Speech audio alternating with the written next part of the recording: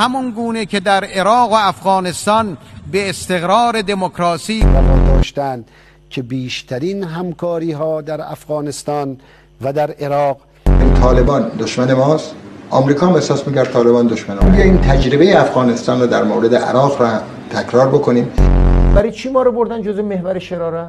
مایی که کمک کرده بودیم به سرنگونی صدام. بعد گفتن آقا ما می‌خوایم طالبان رو در عراق سرنگون کنیم. دوباره کمکشون کردیم. اگر سقوط صدام اشتراک منافع ایران و امریکا نبود، بالاخره که منجر به برخی یا نوعی همکاری ها انجام. In case of Afghanistan, Iran did everything to cooperate with America in order to topple the Taliban.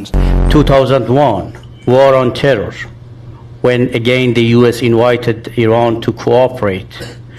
It was impossible without Revolutionary Guard cooperation. تو بحث افغانستان ایران کمک کرد به آمریکایی‌ها. اگر کمک ایرانی‌ها نبود در افغانستان ما در افغانستان مشکل پیدا می‌کردیم. بعد از ببینید من فکر کنم که اتفاقا بیشترین ارتباطی که ایران در خلال حالا همین چند دهه گذشته داشته ارتباط با آمریکا داشته. شما آیا میتونید کتمان کنید که ایران و امریکا وقتی که به اصطلاح در مورد آزادسازی افغانستان مگر همکاری ایران و آمریکا در عراق نبود که اصلا شیعه رو در عراق به عنوان یکی از